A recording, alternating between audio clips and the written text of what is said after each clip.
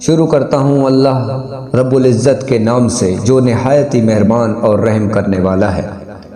میرے محترم سامعین، السلام علیکم ورحمۃ اللہ وبرکاتہ۔ جناب سامعین، میں نے اپنی پچھلی ویڈیو میں سورہ البقرہ کی شان نزول بیان کیا تھا، اور اس میں سورہ البقرہ کی آیت نمبر 1 سے 3 کی تفسیر بیان کروں گا، اور اس میں چند مضامین شامل ہوں گے۔ الف لام میم۔ الف لام میم حروف مقطوعات ہے۔ اگلی آیت ہے ذالک الکتاب لا ریب فیہ ھدی للمتقین۔ اس کا ترجمہ، یہ کتاب قرآن مجید، اس میں کوئی شک نہیں کہ کلام اللہ ہے، اللہ سے ڈرنے والوں کی رہنما ہے۔ تیسری آیت ہے الذین یؤمنون بالغیب ویقیمون الصلاۃ ومما رزقناہم ینفقون۔ جو غیب پر ایمان لاتے اور ادب کے ساتھ نماز پڑھتے اور جو کچھ ہم نے ان کو عطا فرمایا ہے اس میں سے خرچ کرتے ہیں۔ تو شروع کرتے ہیں۔ الف لام میم۔ قرآن پاک کی 29 صورتوں کے شروع میں اس طرح کے حروف ہیں، انہیں حروف مقطوعات کہتے ہیں۔ ان کے بارے میں سب سے قوی قول یہ ہے کہ یہ حروف اللہ تعالیٰ کے راز ہیں اور متشابہات میں سے ہیں۔ ان کی مراد اللہ تعالیٰ جانتا ہے اور ہم ان کے حق ہونے پر ایمان لاتے ہیں۔ حروف مقطوعات کا علم اللہ تعالیٰ کے علاوہ کسی اور کو حاصل ہے یا نہیں، اس بارے میں یہ ہے کہ یہاں یہ بات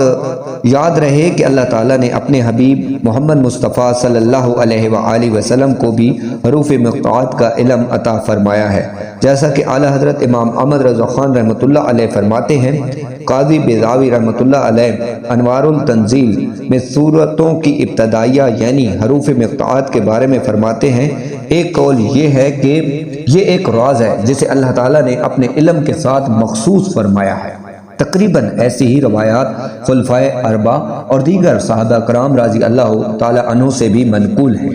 اور ممکن ہے کہ صحابہ کرام رضی اللہ تعالی عنہ نے یہ مراد لیا ہو کہ یہ حروف اللہ تعالیٰ اور اس کے رسول صلی اللہ علیہ وآلہ وسلم کے درمیان راز و نیاز ہے، اور ایسے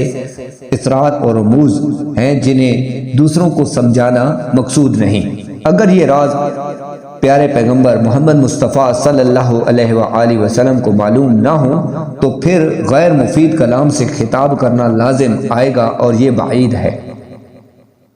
امام خفاجی رحمۃ اللہ علیہ فرماتے ہیں کہ اللہ تعالیٰ نے اپنے پیارے پیغمبر محمد مصطفیٰ صلی اللہ علیہ وآلہ وسلم کو اپنے علم سے خاص کر کے معزز اور مکرم فرمایا، یعنی مقطوعات کا علم صرف اللہ تعالیٰ اور اس کے رسول محمد مصطفیٰ صلی اللہ علیہ وآلہ وسلم کو حاصل ہے۔ اس معنی کو اکثر سلف اور محققین نے پسند فرمایا ہے۔ علامہ محمد علوسی رحمۃ اللہ علیہ فرماتے ہیں کہ غالب گمان یہ ہے کہ حروف مقطوعات مخفی علم اور سربستہ راز ہیں جن کے ادراک سے علماء عاجز ہیں، جیسا کہ حضرت عبداللہ بن عباس رضی اللہ تعالی عنہ نے فرمایا، اور خیالات اس تک پہنچنے سے قاصر ہیں، اور اس وجہ سے حضرت ابو بکر صدیق رضی اللہ تعالی عنہ نے فرمایا کہ ہر کتاب کے راز ہوتے ہیں، اور قرآن مجید کے راز سورتوں کی ابتدا میں آنے والے حروف یعنی حروف مقطوعات ہیں۔ اور امام شعیبی رحمۃ اللہ علیہ فرماتے ہیں یہ حروف اللہ تعالیٰ کے اسرار ہیں، تو ان کا کھوج نہ لگاؤ، کیونکہ رسول صلی اللہ علیہ وآلہ وسلم کے بعد ان کی معرفت آپ صلی اللہ علیہ وآلہ وسلم کے علوم کی وارث اولیاء کرام کو ہے۔ انہیں اس بارگاہ سے ان اسرار کی معرفت حاصل ہوتی ہے۔ کبھی یہ حروف خود انہیں اپنا معنی بتا دیتے ہیں، جیسے نبی کریم صلی اللہ علیہ وآلہ وسلم کے ہاتھ میں کنکریوں نے تسبیح کے ذریعے کلام کیا، اور گوہ اور ہرن ہمارے پیارے آقا دو جہان محمد مصطفیٰ صلی اللہ علیہ وآلہ وسلم سے ہم کلام ہوئے، جیسا کہ ہمارے اباء اجداد یعنی اہل بیت رضی اللہ تعالی عنہ سے یہ بات حروف مقطوعات کا علم ہونا صحت سے ثابت ہے، بلکہ جب کوئی بندہ قرب نوافل کے درخت کا پھل چنتا ہے تو وہ ان حروف کو اور اس کے علاوہ کے علم کو اللہ تعالیٰ کے علم کے ذریعے جان لیتا ہے۔ اور جہاں تک اس بات کا تعلق ہے کہ بعض علماء نے یہ کہا کہ اگر ان کا کوئی مفہوم نہ ہو تو ان کے ساتھ خطاب محمل خطاب کی طرح ہوگا، یہ بات ہی محمل ہے گرچہ اسے کہنے والا کوئی بھی ہو، کیونکہ اگر تمام لوگوں کو سمجھانا مقصود ہو تو یہ ہم تسلیم نہیں کرتے، اور اگر صرف ان حروف کے مخاطب کو سمجھانا مقصود ہو اور وہ یہاں ہمارے پیارے آقا محمد مصطفیٰ صلی اللہ علیہ وآلہ وسلم ہیں، تو اس میں کوئی مومن شک نہیں کر سکتا کہ سرور کائنات سرکار دو عالم صلی اللہ علیہ وآلہ وسلم کا معنی جانتے ہیں، ان کے معنی جانتے ہیں، اور اگر اس سے بعض لوگوں کو سمجھانا مقصود ہے تو ارباب ذوق کو اس کی معرفت حاصل ہے، اور وہ الحمدللہ امت محمدیہ میں کثیر ہیں، اور ہم جیسوں کا ان کی مراد نہ جاننا نقصان دہ نہیں، کیونکہ ہم تو ان سے بہت افعال کی حکمت بھی نہیں جانتے جن کے ہم مکلف ہیں، جیسے جمرات کی رمی کرنا، صفا و مروہ کے درمیان صحیح کرنا وغیرہ وغیرہ ہے۔ اب آگے ہے لا ریب فیہ، لا ریب کوئی شک نہیں۔ آیت کے اس حصے میں قرآن مجید کا ایک وصف بیان کیا گیا ہے۔ ذالک الکتابوں کے بعد لا ریب، یعنی ذالک الکتاب، یہ کتاب، لا معنی نہیں اور ریب معنی شک، کوئی شک نہیں۔ اس آیت میں اس حصے میں قرآن مجید کا ایک وصف بیان کیا گیا ہے، اور یہ ایسی بلند شان اور عظمت والی کتاب ہے جس میں کسی طرح کا شک و شبہ کی کوئی گنجائش نہیں، کیونکہ شک اس چیز میں ہوتا ہے جس کی حقانیت پر کوئی دلائل نہ ہو، جبکہ قرآن پاک اپنی حقانیت کی ایسی واضح اور مضبوط دلیلیں رکھتا ہے جو ہر صاحب انصاف اور عقل مند انسان کو اس بات کا یقین کرنے پر مجبور کر دیتی ہے کہ یہ کتاب حق ہے اور اللہ تعالیٰ کی طرف سے نازل ہوئی ہے۔ تو جیسے کسی اندھے کے انکار سے سورج کا وجود مشکوک نہیں ہوتا، ایسے ہی کسی بے عقل مخالف کے شک اور انکار کرنے سے یہ کتاب مشکوک نہیں ہو سکتی۔ اس کے بعد ہے ہدی للمتقین، ڈرنے والوں کے لیے ہدایت ہے۔ ہدی راہ دکھاتی ہے، ہدایت ہے، للمتقین واسطے پرہیزگاروں کے، مطلب ڈرنے والوں کے۔ آیت کے اس حصے میں قرآن مجید کا ایک اور وصف بیان کیا گیا ہے۔ یہ کتاب ان تمام لوگوں کو حق کی طرف ہدایت دیتی ہے جو اللہ تعالیٰ سے ڈرتے ہیں، اور جو لوگ نہیں ڈرتے انہیں قرآن پاک سے ہدایت حاصل نہیں ہو سکتی۔ یاد رہے کہ قرآن پاک کی ہدایت اور رہنمائی اگرچہ مومن اور کافر ہر شخص کے لیے عام ہے، جیسا کہ سورہ بقرہ کی آیت نمبر 185 میں اللہ تعالیٰ نے ارشاد فرمایا ہدی للناس، یعنی قرآن مجید تمام لوگوں کے لیے ہدایت ہے، لیکن چونکہ قرآن مجید سے حقیقی نفع صرف متقی لوگ حاصل کر سکتے ہیں، اس لیے یہاں ہدی للمتقین یعنی متقی لوگ، پرہیزگار لوگ۔ اب تقوی کیا چیز ہے؟ تقوی کا معنی ہے نفس کو خوف کی چیز سے بچانا، اور شریعت کی اصلاح میں تقوی کا معنی یہ ہے کہ نفس کو ہر اس کام سے بچانا جسے کرنے یا نہ کرنے سے کوئی شخص عذاب کا مستحق ہو، جیسے کفر و شرک، کبیرہ گناہ ہو، بے حیائی کے کاموں سے اپنے آپ کو بچانا، حرام چیزوں کا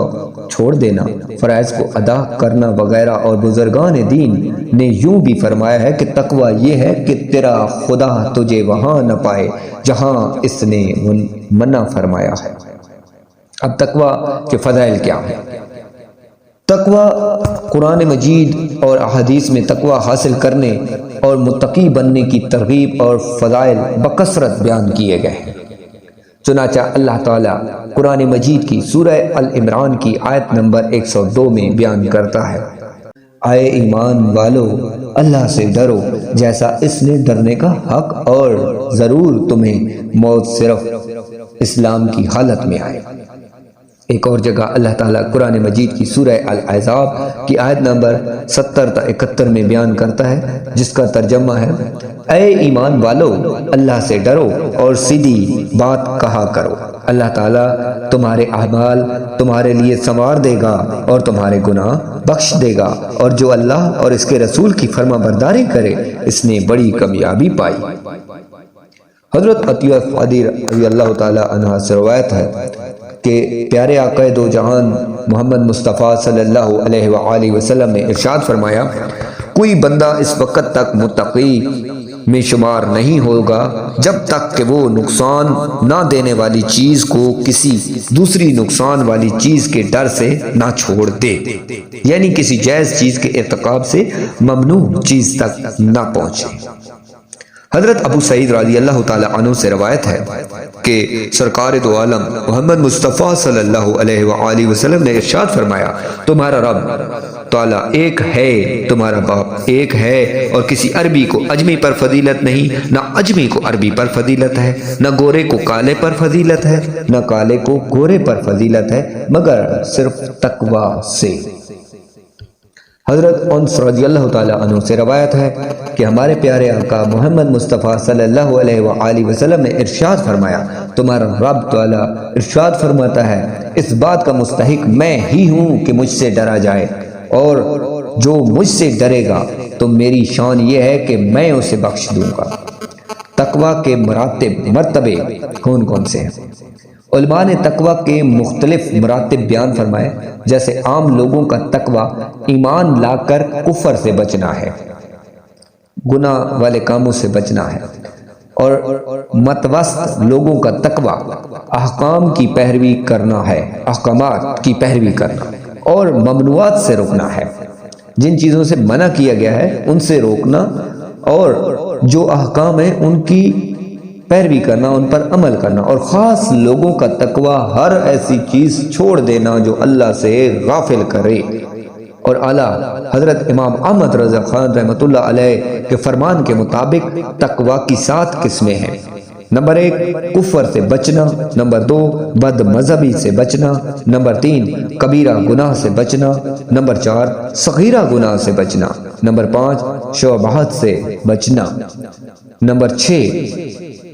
نفسانی خواہشات سے بچنا، نمبر 7 اللہ تعالیٰ سے دور لے جانے والی ہر چیز کی طرف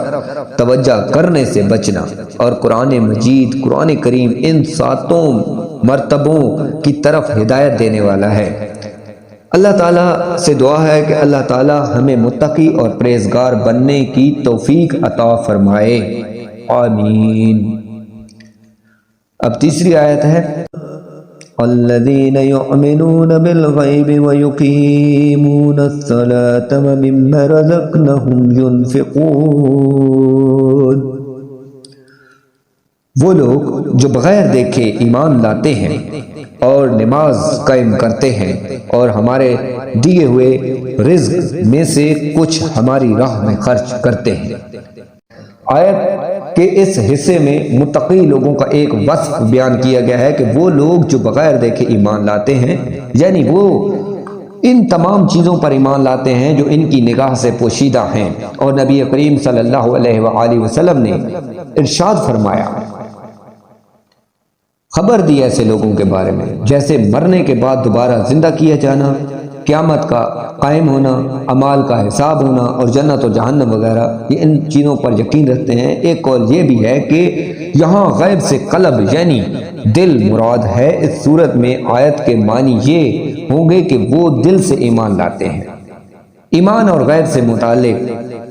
چند اہم باتیں، اس آیت میں ایمان اور غیب کا ذکر ہوا ہے، اس لیے ان سے متعلق چند اہم باتیں یہ ہیں کہ ایمان اسے کہتے ہیں جو بندہ سچے دل سے ان سب باتوں کی تصدیق کرے جو ضروریات دین میں داخل ہیں، اور کسی ایک ضرورت دینی کے انکار کو کفر کہتے ہیں۔ اور عمل کیا ہے؟ عمل ایمان میں داخل نہیں ہوتے، اس لیے قرآن پاک میں ایمان کے ساتھ عمل کا جداگانہ ذکر کیا گیا ہے، جیسے اس آیت میں بھی ایمان کے بعد نماز اور صدقہ کا ذکر علیحدہ طور پر کیا گیا ہے۔ غیب جو ہے وہ کیا ہے؟ جو ہم پوشیدہ کرتے ہیں، مطلب غیب پر جو ہے ایمان رکھنا، اور ہم اپنے حواس جیسے دیکھنے، چھونے وغیرہ اور بدہی طور پر عقل سے اسے معلوم نہ کر سکیں، اسے پوشیدہ علم کہتے ہیں۔ غیب کی 2 قسمیں ہیں، جس کے حاصل ہونے پر کوئی دلیل نہیں، یہ علم غیب ہے، اور یہ علم غیب ذاتی ہے اور اللہ تعالیٰ کے ساتھ خاص ہے۔ جن آیات میں غیر اللہ سے علم غیب کی نفی کی گئی وہاں یہی علم غیب مراد ہے، جس کے حاصل ہونے پر دلیل موجود ہو، جیسے اللہ تعالیٰ کی ذات و صفات، گزشتہ انبیاء کرام علیہ السلام اور قوموں کے احوال، نیز قیامت میں ہونے والے واقعات وغیرہ کا علم۔ یہ سب اللہ تعالیٰ کے بتانے سے معلوم ہے، اور جہاں بھی غیر اللہ کے لیے غیب کی معلومات کا ثبوت ہے وہاں اللہ تعالیٰ کے بتانے ہی سے ہوتا ہے۔ اللہ تعالیٰ کے بتائے بغیر کسی کے لیے ایک ذرے کا علم غیب ماننا قطعی کفر ہے۔ اللہ تعالیٰ اپنے مقرب بندوں جیسے انبیاء کرام علیہ السلام اور اولیاء کرام پر غیب کے دروازے کھولتا ہے، جیسے خود قرآن اور حدیث میں ہے۔ اس مضمون پر مزید کلام سورہ آل عمران کی آیت نمبر 179 کی تفسیر میں بیان کریں گے۔ اب آگے ہے کہ وہ یقیمون الصلاۃ، اور نماز قائم کرتے ہیں۔ غیب پر ایک تو علم رکھتے ہیں اور پھر نماز قائم کرتے ہیں۔ اللہ سے ڈرنے والے لوگوں کے بارے میں بیان ہو رہا ہے، متقی لوگوں کے بارے میں۔ آیت کے اس حصے میں متقی لوگوں کا دوسرا وصف یہ ہے کہ وہ نماز قائم کرتے ہیں۔ نماز قائم کرنے سے مراد یہ ہے کہ نماز کے ظاہری اور باطنی حقوق ادا کرتے ہیں، نماز پڑھی جائے۔ نماز کے ظاہری حقوق یہ ہیں کہ ہمیشہ ٹھیک وقت پر پابندی کے ساتھ نماز پڑھی جائے، اور نماز کے فرائض، سنن اور مستحبات کا خیال رکھنا، اور تمام مفسدات اور مکروہات سے بچا جائے۔ جبکہ باطنی حقوق یہ ہیں کہ آدمی دل کو غیر اللہ کے خیال سے فارغ کر کے ظاہر و باطن کے ساتھ بارگاہ حق میں متوجہ ہو، اور بارگاہ الہی میں عرض و نیاز اور مناجات میں محو ہو جائے۔ نماز جو ہے اللہ اور بندے کے درمیان ملاقات کا ایک ذریعہ ہے۔ احترام کے ساتھ نماز پڑھا کرو، بڑے دل سے نماز پڑھا کرو، اتنا سکون ملتا ہے کہ دنیا جہان کی چیزوں میں سکون نہیں ہے جتنا نماز میں ہے۔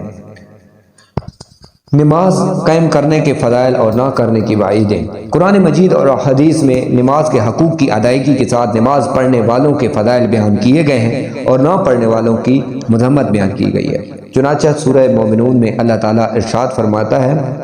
آیت نمبر 1 سے 2 میں، قد افلح المؤمنون الذین هم فی صلاتهم خاشعون۔ ترجمہ، بے شک وہ ایمان والے کامیاب ہو گئے جو اپنی نماز میں خشوع اور خضوع کرنے والے ہیں۔ اس صورت میں ایمان والوں کے مزید اوصاف بیان کرنے کے بعد ان کا ایک وصف یہ بیان فرمایا ہے کہ اللہ تعالیٰ سورہ مومنون میں آیت نمبر 9 میں بیان کرتا ہے، اور جو اپنی نمازوں کی حفاظت کرتے ہیں، اور ان کے اوصاف کے حامل ایمان والوں کے بارے میں ایک اور جگہ ارشاد فرمایا سورہ مومنون کی آیت نمبر 10-11 میں، یہی لوگ وارث ہیں، یہی فردوس کی میراث پائیں گے اور وہ اس میں ہمیشہ رہیں گے۔ نماز میں سستی کرنے والوں اور نماز ضائع کرنے والوں کے بارے میں اللہ تعالیٰ قرآن مجید کی سورہ نساء کی آیت نمبر 142 میں بیان کرتا ہے، جس کا ترجمہ ہے، بے شک منافق لوگ اپنے گمان میں ہیں، بے شک منافق لوگ اپنے گمان میں اللہ کو فریب دینا چاہتے ہیں، اور وہی انہیں غافل کر کے مارے گا۔ اور جب نماز کے لیے کھڑے ہوتے ہیں تو بڑے سست ہو کر لوگوں کے سامنے ریاکاری کرتے ہیں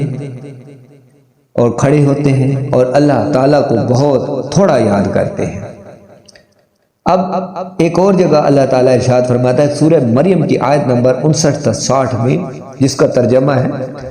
تو ان کے بعد وہ نالائق لوگ ان کی جگہ آئیں جنہوں نے نمازوں کو ضائع کیا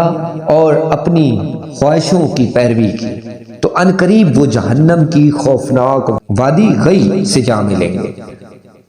مگر جنہوں نے توبہ کی اور ایمان لائے اور نیک کام کیے تو یہ لوگ جنت میں داخل ہوں گے، اور یہ کوئی زیادتی نہیں کی جائے گی ان پر۔ حضرت عثمان غنی رضی اللہ تعالی عنہ فرماتے ہیں کہ سرکار دو عالم صلی اللہ علیہ وآلہ وسلم نے ارشاد فرمایا، جس نے میرے اس وضو کی طرح وضو کیا پھر اس طرح 2 رکعات نماز پڑھی، ان میں خیالات نہ آنے دے تو اس کے پچھلے تمام گناہ بخش دیے جائیں گے۔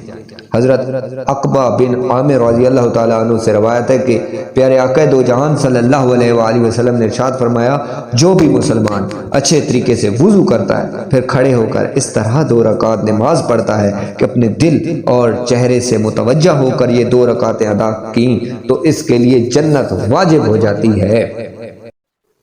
اس کے علاوہ حضرت عبداللہ بن عمر رضی اللہ تعالیٰ عنہ سے روایت ہے کہ ہمارے پیارے آقا دو جہان محمد مصطفیٰ صلی اللہ علیہ وآلہ وسلم نے ارشاد فرمایا، جس نے نماز پر مداومت کی تو قیامت کے دن وہ نماز اس کے لیے نور، برہان اور نجات ہوگی، اور جس نے نماز کی محافظت نہ کی تو اس کے لیے یہ نہ نور ہوگی، نہ برہان ہوگی، نہ نجات ہوگی، اور وہ قیامت کے دن قارون، فرعون، حامان اور ابی بن خلف کے ساتھ ہوگا۔ حضرت ابو سعید خدری رحمۃ اللہ علیہ رضی اللہ تعالی عنہ سے روایت ہے کہ ہمارے پیارے آقا محمد مصطفیٰ صلی اللہ علیہ وآلہ وسلم نے ارشاد فرمایا، جس نے جان بوجھ کر نماز چھوڑی تو جہنم کے اس دروازے پر اس کا نام لکھ دیا جائے گا جس سے وہ داخل ہوگا۔ اب آگے ہے وَمِمَّا رَزَقْنَهُمْ يُنْفِقُونَ، اور ہمارے دیے ہوئے رزق میں سے کچھ ہماری راہ میں خرچ کرتے ہیں۔ اب اس آیت میں اس حصے میں متقی لوگوں کا یہ تیسرا وصف بیان کیا جا رہا ہے کہ وہ اللہ تعالیٰ کے دیے ہوئے رزق میں کچھ اللہ تعالیٰ کی راہ میں خرچ کرتے ہیں۔ راہ خدا میں خرچ کرنے سے یا زکوٰۃ مراد ہے، اس سے مطلب راہ خدا میں خرچ کرنے سے یا زکوٰۃ مراد ہے، جیسے کئی جگہوں پر نماز کے ساتھ زکوٰۃ ہی کا تذکرہ ہے، یا اس سے مراد تمام قسم کے صدقات ہیں جیسے غریبوں، مسکینوں، یتیموں، طلباء، علماء اور مساجد اور مدارس وغیرہ کو دینا، نیز اولیاء کرام یا فوت شدہ جو لوگ ہوتے ہیں ان کے احصال ثواب کے لیے جو کچھ خرچ کیا جاتا ہے وہ بھی اس میں شامل ہے کہ وہ سب صدقات نافلہ ہیں۔ مال خرچ کرنے میں میانہ روی سے کام لیا جائے، یہ نہ ہو کہ آپ مال خرچ کریں اور بعد میں آپ پچھتاتے رہیں، پریشان نہ ہوں۔ آیت میں فرمایا گیا ہے کہ جو ہمارے دیے ہوئے میں سے کچھ ہماری راہ میں خرچ کرتے ہیں، اس سے معلوم ہوا کہ راہ خدا میں مال خرچ کرنے میں ایسا نہیں ہونا چاہیے کہ اتنا زیادہ خرچ کر دیا جائے کہ خرچ کرنے کے بعد آدمی پچھتائے، اور نہ ہی خرچ کرنے میں کنجوسی سے کام لے، مطلب نہ تو خرچ کرنے میں زیادہ کنجوسی سے کام لیا جائے، نہ ہی اتنا زیادہ خرچ کر دیا جائے کہ وہ بعد میں پچھتائے، بلکہ اس میں اعتدال ہونا چاہیے۔ ان چیزوں میں تعلیم دیتے ہوئے ایک اور مقام پر اللہ تعالیٰ قرآن مجید میں سورہ بنی اسرائیل کی آیت نمبر 29 میں بیان کرتا ہے، اس کا ترجمہ ہے، اور اپنا ہاتھ اپنی گردن سے بندھا ہوا نہ رکھو اور نہ پورا کھول دو کہ پھر ملامت میں، حسرت میں بیٹھے رہ جاؤ۔ اور کامل ایمان والوں کا وصف بیان کرتے ہوئے اللہ تعالیٰ سورہ الفرقان کی آیت نمبر 67 میں بیان کرتا ہے، اور وہ لوگ کہ جب خرچ کرتے ہیں تو نہ حد سے بڑھتے ہیں اور نہ تنگی کرتے ہیں، اور ان دونوں کے درمیان اعتدال سے رہتے ہیں۔ یہاں تک جو میرا بیان تھا سورہ البقرہ کی آیت نمبر 1 سے 3 تک کے بارے میں تھا، اس میں ہم نے بہت کچھ سیکھنے کو ملا ہے، جس میں تقوی کیا چیز ہے، حروف مقطوعات کیا ہیں۔ حروف مقطوعات 29 صورتوں میں آئے ہیں شروع میں، اور اس کے علاوہ جو ہے تقوی کیا ہے، تقوی کے مرتبے کیا کیا ہیں۔ اس کے علاوہ ہمیں یہ پتہ چلا ہے کہ راہ خدا میں کس طرح ہمیں خرچ کرنا چاہیے۔ اس کے علاوہ ایمان اور غیب سے متعلق جو چند اہم باتیں تھیں، اور سب سے اس میں ایک اور اہم بات یہ تھی کہ نماز قائم کرنے اور جو چھوڑ دیتے ہیں ان کے بارے میں مذمت تھی، اس بارے میں بیان تھا۔ امید کرتا ہوں کہ آپ سب کو سمجھ میں آ گیا ہوگا۔ اللہ تعالیٰ سے اب ہم سب مل کر دعا کرتے ہیں کہ یا اللہ ہمیں اس علم پر، قرآن مجید کے علم پر عمل کرنے کی، پڑھنے کی اور سمجھنے کی توفیق عطا فرما، اور ہم سے جو غلطیاں ہوئی ہیں ان تمام غلطیوں کو جو ہم سے جانے انجانے میں ہو چکی ہیں ان پہ ہمیں معاف فرما دے۔ یا اللہ ہم گناہ گار بندے ہیں، یا اللہ تو ہمارا رب ہے، تو معاف فرمانے والا ہے، ہمیں معاف فرما دے